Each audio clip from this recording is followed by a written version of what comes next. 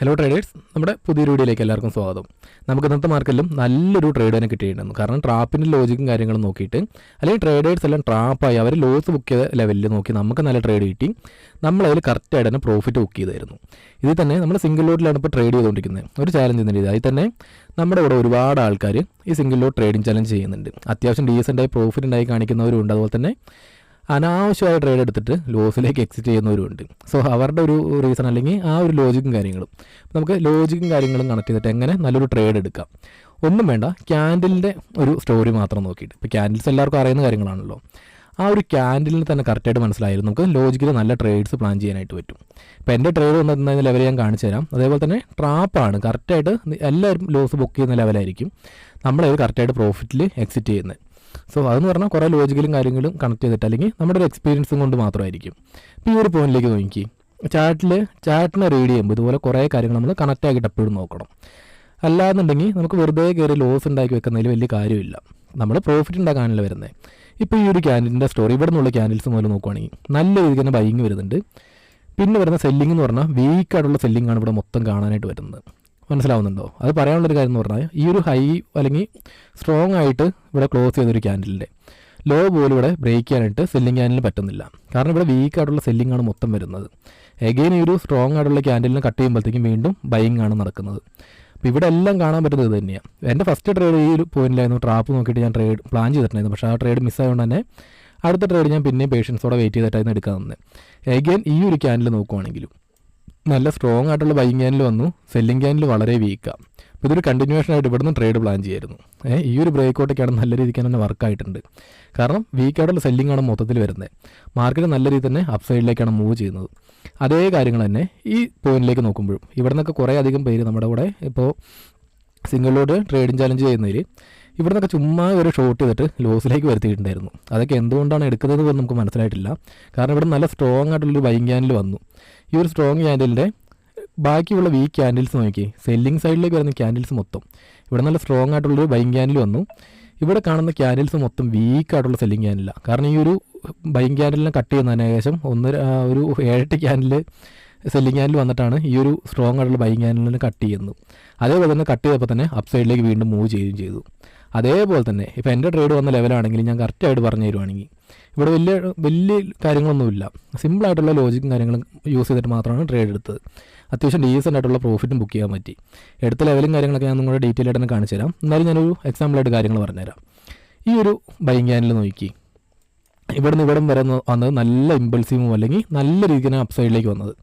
ഇവിടുന്ന് ഒരു കറക്ഷനാണ് നടക്കുന്നത്. കറക്റ്റായിട്ട് പറയുകയാണെങ്കിൽ ഈ ഒരു സ്ട്രോങ് ക്യാൻഡിലിൻ്റെ ഉള്ളിലാണ് ബാക്കി ഉള്ള ക്യാൻഡിൽസ് മൊത്തം. ഇവിടെ സെല്ലിംഗ് ക്യാൻഡിൽ വരുന്നുണ്ടെങ്കിലും എഗെയിൻ വിക്ക് നോക്കി അപ്പ് സൈഡിലേക്ക് തന്നെയാണ് പുഷ് ചെയ്യുന്നത്. അതേപോലെ തന്നെ എഗെയിൻ സെല്ലിംഗ് ക്യാൻഡിൽ വരുന്നതെല്ലാം വീക്കായിട്ടും ബൈയിങ് ക്യാൻഡിലാണ് നല്ല സ്ട്രോങ് ആയിട്ട് വരുന്നത്. അപ്പോൾ ഇവിടെ കയറിയിട്ട് ചുമ്മാ ഒരു റിവേഴ്സൽ ക്യാൻഡിൽ കണ്ടു എന്ന് പറഞ്ഞിട്ട് ഡൗൺ സൈഡിലേക്ക് എൻട്രി പ്ലാൻ ചെയ്യുന്ന വളരെയധികം റിസ്ക് ആയിരിക്കും. അല്ലെങ്കിൽ ചുമ്മാ ലോസ് വരുത്തി വെക്കുക എന്ന് മാത്രമേ ഉള്ളൂ.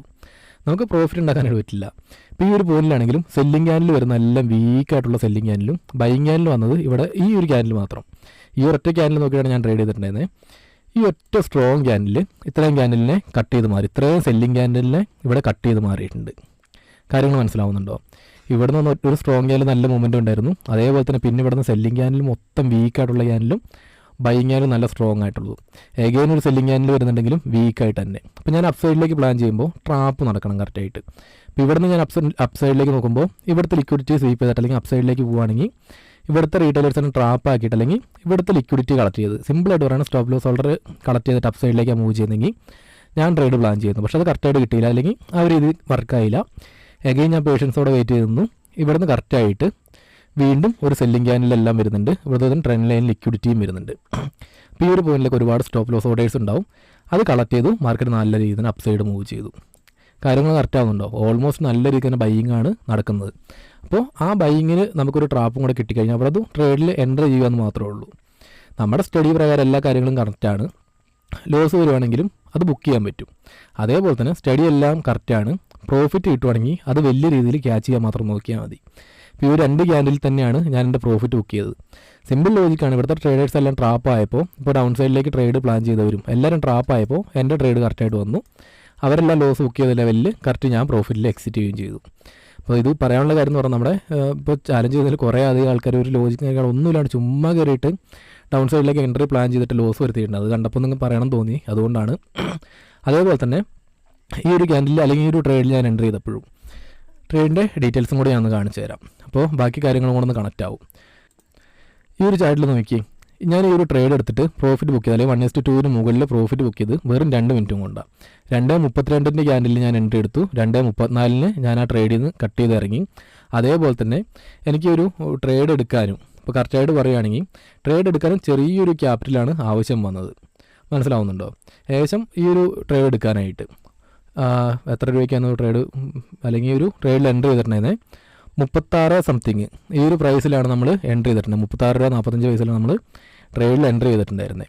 അതേപോലെ തന്നെ ഈ ട്രേഡിൽ എനിക്ക് എൻട്രി ചെയ്യാൻ ഏകദേശം ഒരു 36 1,800 രൂപ 1,800 അല്ലെങ്കിൽ 2,000 രൂപ താഴെയാണ് എനിക്ക് ക്യാപിറ്റൽ വരുന്നത്. കറക്റ്റായിട്ട് മനസ്സിലാവുന്നുണ്ടോ? അതിൽ തന്നെയാണ് എനിക്ക് ഏകദേശം ഈ ഒരു പ്രോഫിറ്റ് ഒരു 1,160 രൂപ പ്രോഫിറ്റും കിട്ടിയത്. കാരണം നമ്മുടെ സ്റ്റഡി പ്രകാരം കറക്റ്റാണ്. അതുപോലെ തന്നെ കറക്റ്റായിട്ട് മൊമെൻറ്റും ക്യാച്ച് ചെയ്തു. ഞാൻ എന്താണ് എൻ്റെ രീതി അത് ഞാൻ കറക്റ്റായിട്ട് ഫോളോ ചെയ്തു. നമ്മുടെ ട്രേഡിങ്ങിൻ്റെ മുന്നത്തെ വീഡിയോസ് എടുത്ത് നോക്കിയാലും കറക്റ്റായിട്ട് കാണാം. എനിക്ക് നല്ലൊരു മൊമെൻറ്റം കിട്ടിയാൽ ഞാൻ ആ റൂള് കറക്റ്റായിട്ട് ഫോളോ ചെയ്ത് എൻ്റെ മൊമെൻറ്റം ക്യാച്ച് അല്ലെങ്കിൽ എൻ്റെ പ്രോഫിറ്റ് കറക്റ്റായിട്ട് എടുക്കാനേ ശ്രമിക്കുള്ളൂ. ഇന്നാണെങ്കിൽ റിസ്കിയും കൂടെയാണ്, എക്സ്പയറിയും കൂടെയാണ്. ട്രേഡുകൾ നിന്നാലും നമുക്ക് ഡീക്ക സംഭവിക്കാനുള്ള സാധ്യതയുണ്ട്. അതേപോലെ തന്നെ ഈ പോയിന്റിലാണെങ്കിലും കറക്റ്റ് ഈ ഒരു ക്യാൻഡിൽ എൻട്രി എടുത്തു. അതേപോലത്തെ 1-2 ക്യാൻഡിൽ തന്നെ ഞാൻ പ്രോഫിറ്റും ബുക്ക് ചെയ്തു. ഈ ലെവലിൽ നിന്ന് കറക്റ്റായിട്ട് പ്രോഫിറ്റ് ബുക്ക് ചെയ്തത്. 2:32 ക്യാൻഡിൽ ഇതാണ്, 2:34 ക്യാൻഡിൽ ഇതുമാണ്. കറക്റ്റായിട്ട് തന്നെ ഞാൻ ആ പ്രോഫിറ്റും ബുക്ക് ചെയ്തു. അപ്പോൾ ഇതുപോലൊരു കുറച്ച് ലോജിക്കലുള്ള ട്രേഡ്സ് അല്ലെങ്കിൽ ലോജിക്കൽ കാര്യങ്ങൾ മനസ്സിലാക്കിയിട്ട് ട്രേഡ് ചെയ്യുകയാണെങ്കിൽ ഇതുപോലെ ഡീസൻ്റായിട്ട് പ്രോഫിറ്റിലേക്ക് നമ്മൾ ആദ്യം തന്നെ നോക്കിയില്ലെങ്കിലും ഡീസൻ്റായിട്ട് കാര്യങ്ങൾ മനസ്സിലാക്കി നല്ലൊരു ട്രേഡറായി മാറാനായിട്ട് പറ്റും.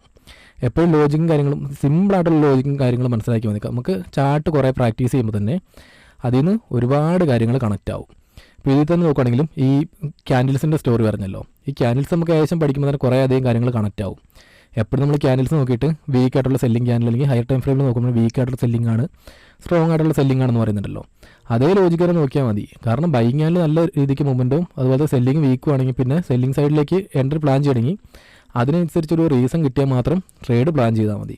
ഇപ്പോൾ എന്തൊക്കെ കാര്യങ്ങൾ നോക്കുമ്പോഴും ലോജിക്കലി ട്രേഡ് പ്ലാൻ ചെയ്യുകയാണെങ്കിൽ ട്രാപ്പും കാര്യങ്ങളും ലോജിക്കലി കണക്ട് ചെയ്ത് ട്രേഡ് എടുക്കുകയാണെങ്കിൽ നല്ല രീതിക്ക് തന്നെ വർക്ക് ആവാനും അതുപോലെ തന്നെ നമുക്ക് നമ്മുടെ സ്റ്റഡി പ്രകാരം കറക്റ്റായിട്ട് നല്ലൊരു പ്രോഫിറ്റ് ഉണ്ടാക്കാനായിട്ടും പറ്റും.